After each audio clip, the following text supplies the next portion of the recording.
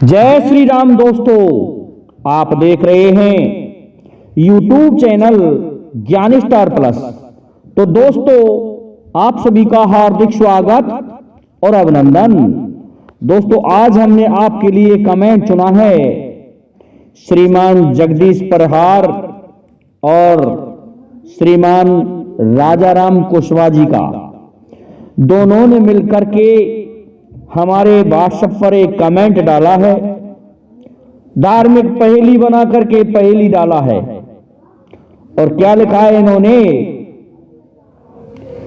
कि मिच गई आंख धड़क गए नैना, शक्ति सो गई बिना बिछोना।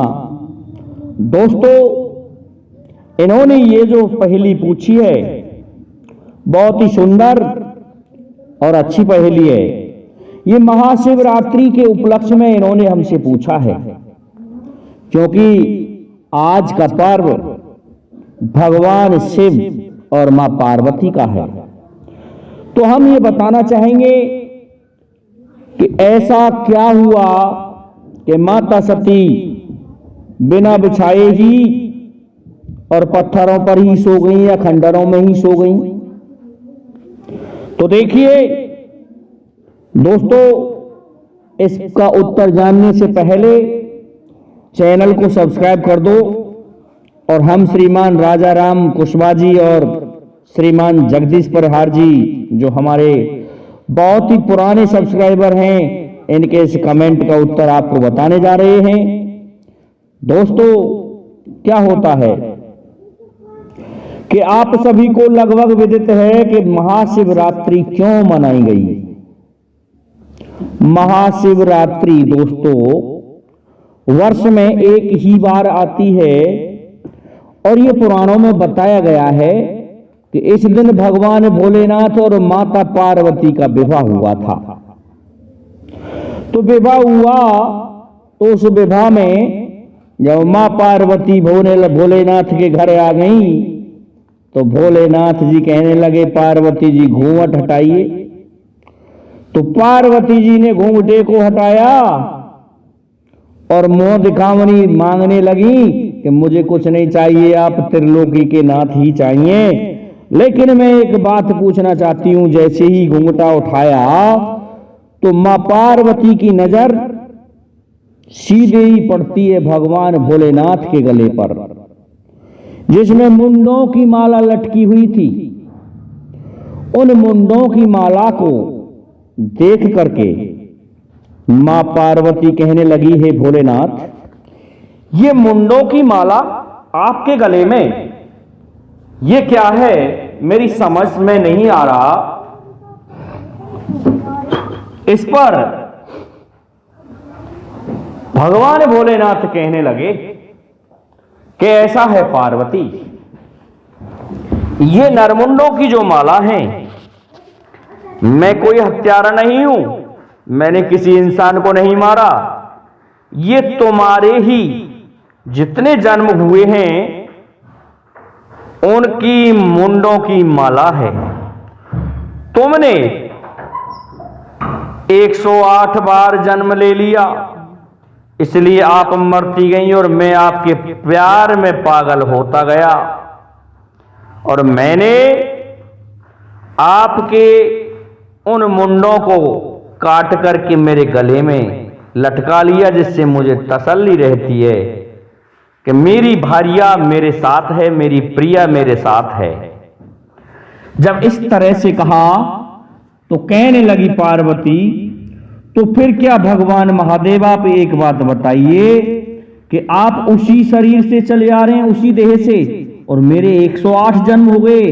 कि हां पार्वती, यही तो बात है, तुम्हारे 108 जन्म हो चुके हैं और मैं इसी देह से अजन्मा हूं।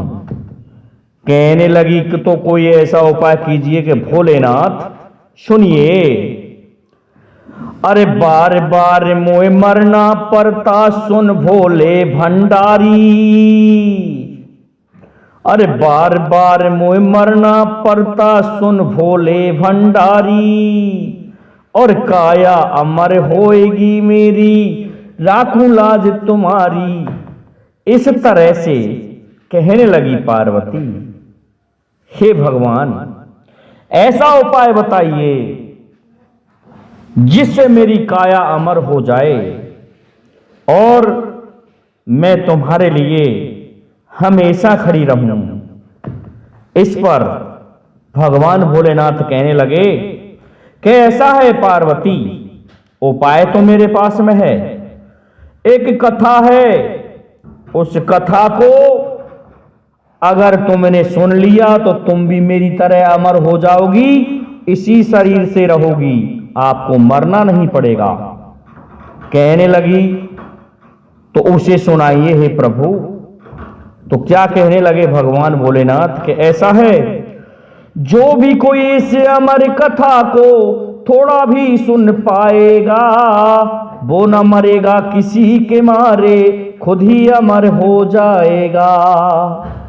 जो भी कोई इस अमर कथा को थोड़ा भी सुन पाएगा वो न मरेगा किसी के मारे, खुद ही अमर हो जाएगा।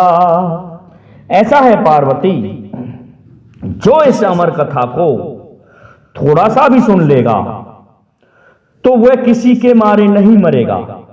इस भय के कारण मैं आपको यह अमर कथा नहीं सुना सकता। यदि किसी जीव ने, चींटी आदि किसी ने भी सुन लिया तो समझ लो वो अमर हो जाएगा, इसलिए मैं तुम्हें इस अमर कथा को नहीं सुना सकता। तब क्या कहने लगी मां पार्वती, हे भोलेनाथ, ऐसा है, मैं आपके पैरों में पड़ती हूं, आप मेरी ये इच्छा पूरी कर दीजिए और मुझे भी अमर कर दीजिए आपकी उस अमर कथा को सुना करके। तो क्या होता है दोस्तों, कहने लगे भोलेनाथ, नहीं मानती हो तो पार्वती मैं तुम्हें अमर कथा सुना देता हूं, परंतु इससे पहले मुझे मेरा डमरू बजाना पड़ेगा। सभी जीव भाग जाएंगे, इतना भयंकर डमरू बजाऊंगा। तो क्या होता है, अरे शिव ने ऐसा नाद बजाया इतमें अंधियारा घुटे आया भोले राम। शिव ने ऐसा नाद बजाया इतमें अंधियारा घुटे आया भोले राम। दोस्तों देखिए, भोले भगवान ने ऐसा डमरू बजाया कि सभी जीव जंतु उस डमरू की आवाज से भाग जाते हैं और केवल मां पार्वती और भगवान शिव ही रह जाते हैं। और क्या होता है, अब पत्ते अमर कथा कह दीजिए, पत्ते ये विनती सुन लीजिए, मोए अमर कथा कह दीजिए। इस तरह से पार्वती निवेदन करती हुई कह रही है, पत्ते अमर कथा कह दीजिए, मेरी ये विनती सुन लीजिए। शिव ने ऐसा नाद बजाया इतमें अंधियारा झुक आया भोले राम। देखिए दोस्तों, ये पूरा भजन मुझसे छूट रहा है, पूरा भी सुना दूंगा आपको। तो इस तरह से निवेदन करते हुए पार्वती ने जब कहा तो भगवान शिव अमर कथा कहने लगे। अब अमर कथा को भगवान शिव कह रहे हैं, शिव अमर कथा कहने लगे, शिव अमर कथा कहने लगे, गौरा को निंद्रा आ गई। शिव अमर कथा कहने लगे, गौरा को निंद्रा आ गई। और क्या होता है, भगवान शिव अमर कथा कहने लगे और माता पार्वती को नींद आ गई। अरे पिंड कोंकड़े में लख्यो, अरे पिंड कोंकड़े में लख्यो, गौरा को निंद्रा आ गई। अरे सुन सुन कथा अमर भई काया जीव परन को लागा। सुन सुन कथा अमर भई काया जीव परन को लागा। पार्वती सोती रही हुंकारे देने लागा। शिव अमर कथा कहने लगे गौरा को निंद्रा आ गई। क्या होता है श्रीमान कुशवा जी? भगवान शिव अमर कथा को सुनाने लगे और थोड़ी सी सुनी के इतने में मां पार्वती सो जाती हैं। और होता क्या है कि एक वृक्ष के कोटर में, एक खोखड़े में एक तोते का अंडा रखा हुआ था।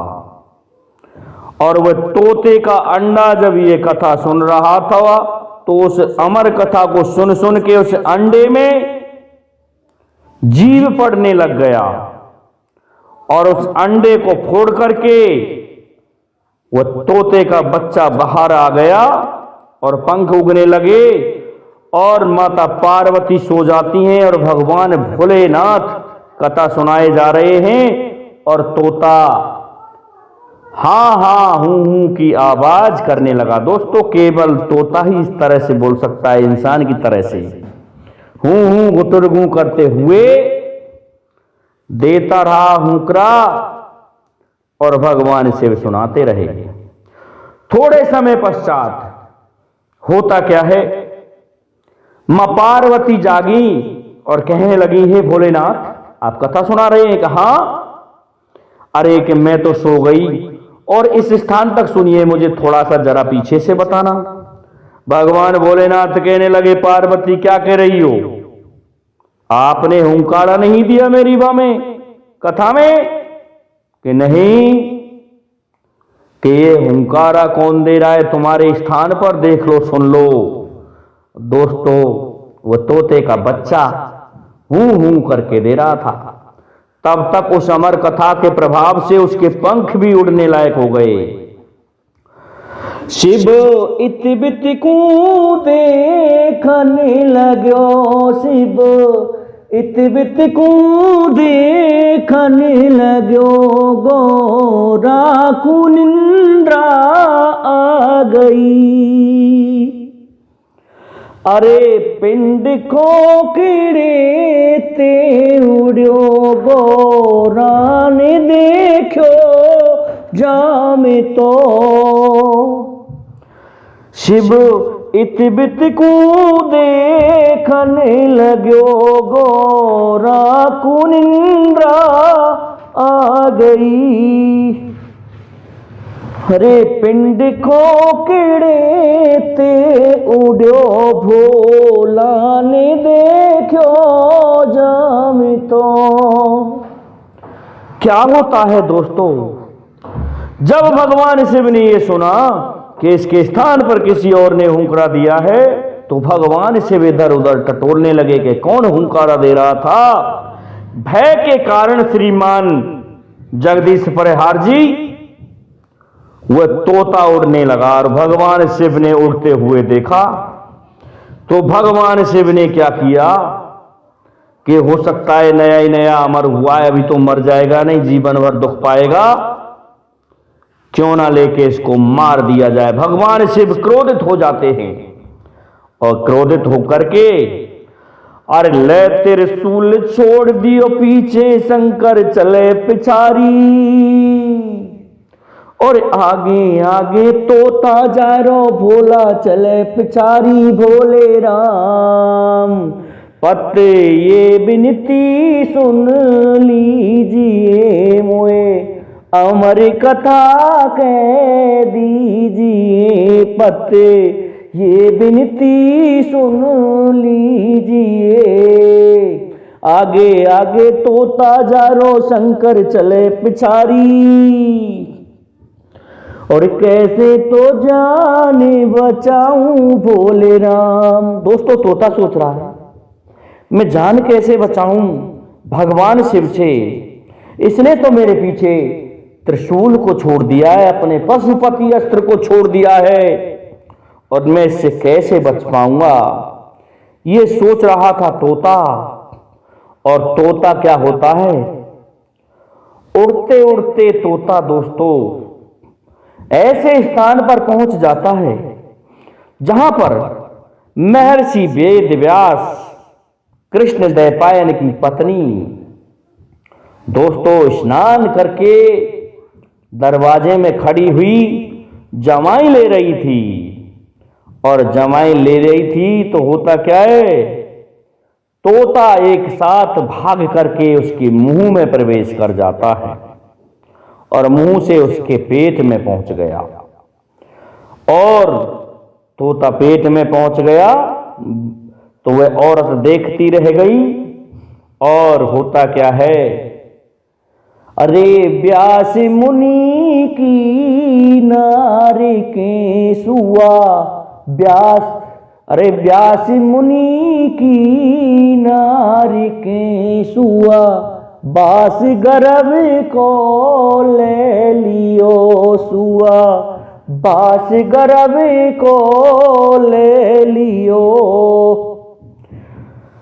तो दोस्तों उड़कर के तोता जैसे ही प्रवेश किया तो उसने गर्भ का वास अर्थात उसके गर्भ में अब पलने लग जाता है वह तोता।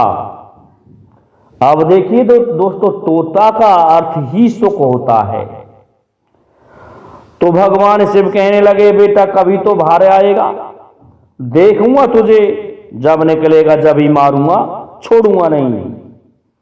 तो इस प्रकार से होता क्या है दोस्तों, अरे गर्भ बीच तोता ने कोई बरस बिताए दई बारे, वो परेशान थी नारी जाके दर्द मरोरा मारे, वो परेशान थी नारी जाके दर्द मरोरा मारे, गर्भ बीच तोता ने कोई बरस बिताए दई बारे।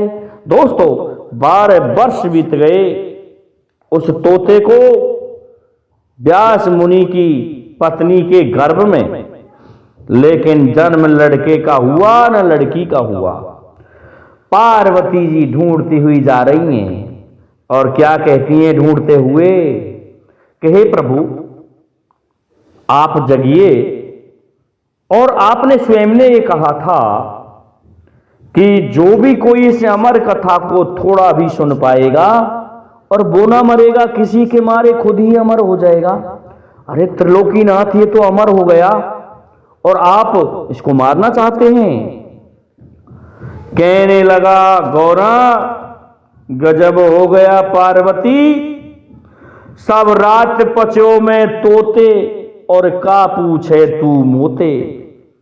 तूने गजब कर दिया, ठीक है मेरी समझ में आ गया, मैं उल्टा चलता हूं। तो पत ये विनती सुन लीजिए मोए, अमर कथा के दीजिए। और शिव अमर कथा कहने लगे, शिव अमर कथा कहने लगे, गौरा कुनिंद्रा आ गई। दोस्तों भगवान शिव अमर कथा कहते रहे और पार्वती सोते रही हुंकाड़ा देने लगा। अरे पिंड कोकड़े में लगो गौरा ने देखो जामी। तो दोस्तों उस पिंड खोखड़े में देखा था, कहने लगी प्रभु मुझसे गलती हो गई, मुझे क्षमा कीजिए।